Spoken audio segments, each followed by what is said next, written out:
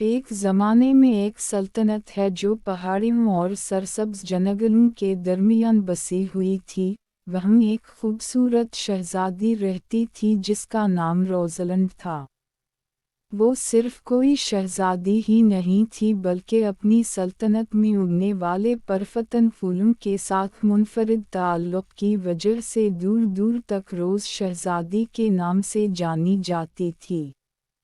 روزلنڈ کی بادشاہی اپنے شاندار گلابوں کے لیے مشہور تھی اور وہ پورے دائرے میں سب سے زیادہ شاندار تصور کیے جاتے تھے۔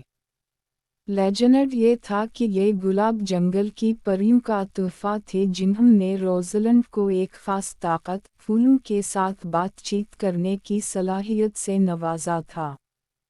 محض ایک لمس سے وہ انہیں کھلا سکتی تھی، رنگ بدل سکتی تھی اور یہاں تک کہ اپنی ہنسی کی دھنوں پر ڈانس بھی کر سکتی تھی۔ روزالینڈ کا دل اتنا ہی پاکیزہ تھا جتنا کہ اس کو گلابوں سے محبت تھی۔ اس نے اپنے دن باغات کی دیکھ بھال میں گزارے، اس بات کو یقینی بناتے ہوئے کہ ہر گلاب کو وہ دیکھ بھال ملے جس کا وہ مستحق ہے۔ اس کی ہنسی اور گانوں نے بادشاہی کو خوشی بخشی اور اس کی رعایا اسے پسند کرتی تھی۔ ایک منحوس دن مورگانا نامی ایک شیطانی جادوگرنی، جو روزلینڈ کی خوبصورتی اور بادشاہی کی دولت سے حسد کرتی تھی، ایک دن مورگن نے زمین پر ایک سیاہ جادو کر دیا تھا۔ ایک بار متحرک گلاب مرجھا گئے اور بادشاہی تاریکی میں ڈوب گئی۔ روزلنڈ تباہ ہو گئی تھی اور اس نے اپنے مرجھائے ہوئے گلاب کے درد کو اپنے دل کی گہرائیوں میں محسوس کیا۔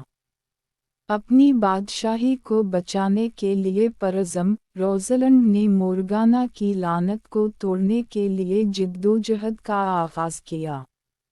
اپنی ہمت اور چند وفادار ساتھیوں کے ساتھ اس نے ممنوعہ جنگل میں سفر کیا، جہاں مورگانا کی کھو چھپی ہوئی بتائی جاتی تھی۔ راستے میں اس نے بات کرنے والے جانوروں، مددگار پریوں کا سامنا کیا اور بہت سی آزمائشوں کا سامنا کرنا پڑا جنہوں نے اس کی لچک کا تجربہ کیا۔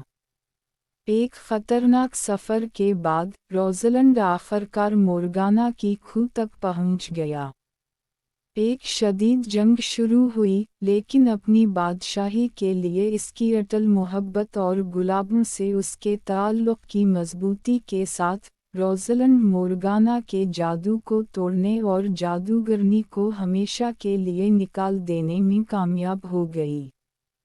بادشاہی ایک بار پھر روشنی میں کھل گئی اور گلاب اور بھی زیادہ چمک کے ساتھ کھل گئے۔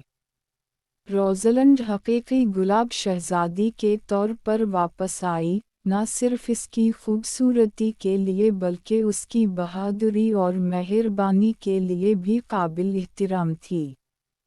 اس کی کہانی ایک لیجنڈ بن گئی، ایک شہزادی کی کہانی جس نے اپنی بادشاہی کو محبت اور گلاب کے جادو سے بچایا۔